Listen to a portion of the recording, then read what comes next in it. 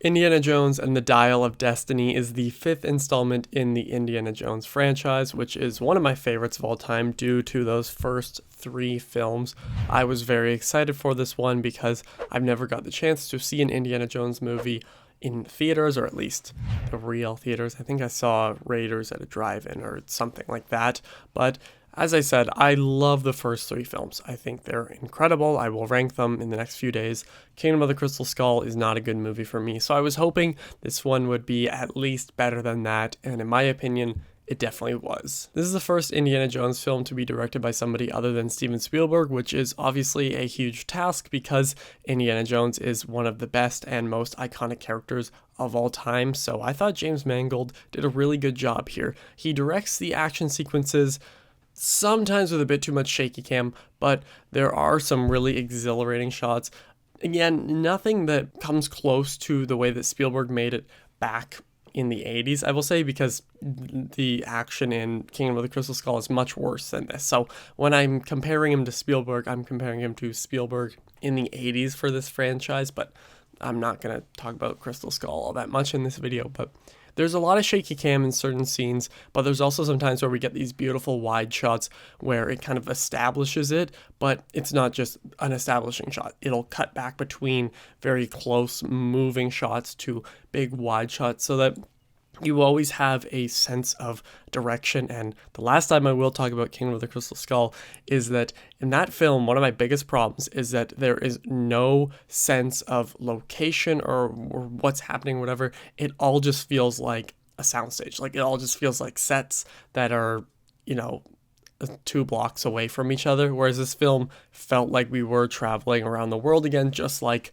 with the original films like that, and the original by the first three, the real great Indiana Jones films. But of course, everyone wants to know, how was Harrison Ford? I thought he really killed it here. I mean, he's got the reputation of a grumpy old man, and for good reason. He does it in interviews on purpose, but you can tell he really cares about this character. He was really good in this movie, and I mean, obviously he was great as Han Solo in The Force Awakens, and great in Blade Runner 2049. So and he's always been a great actor, but as of recently, he's kind of been the type of guy, but I thought he really killed it here. He did a really great job, and there were certain scenes where he really needed to kind of push it a little bit more, and it worked for me. It worked better than some of the side characters who weren't great, but one person who was incredible here, and it was no surprise to me, as soon as he was cast as the villain, I knew he was going to be great, and Mads Mikkelsen is just awesome here. I mean, it's Mads Mikkelsen. What else do you want me to say? But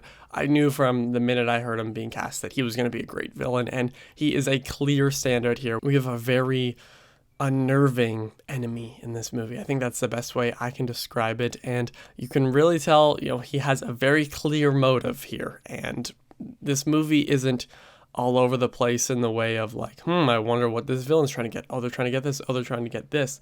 No, this person is clearly after one specific thing, and the way they portray that is really, really good, and the connections and kind of face-offs between Indy and him, or anybody in this movie, is really great. And also Phoebe Waller-Bridge is another big part of the movie. At first I was unsure of her character because she's kind of flip-flopping a little bit for me, but as the film progressed and I got more used to her, not her performance, I thought her performance was really excellent, but her character was a bit iffy for me at the start, but got better, and then by the end I was like, okay, I like this character.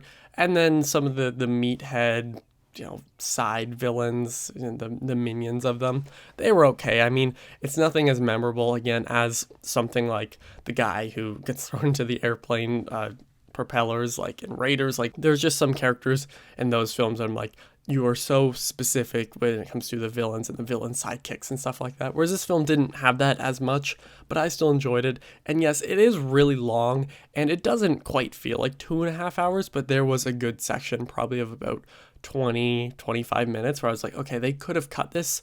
Like when I came out of the film, I wasn't like, oh, it's been 2.5 hours, but there were some times where it just slowed down. I was like, okay, I know where we're trying to get. can we eventually get there? And one thing that did kind of bother me a little bit with this film, and this happens sometimes with Indiana Jones more recently, is that the original films, the first three, look so beautiful. There's such warm colors, even when it's dark and there's evil stuff happening, like hearts beating in your hand, it still looks great. Whereas this film and the last one, oops, I said I wouldn't talk about it again, kind of have this overblown look.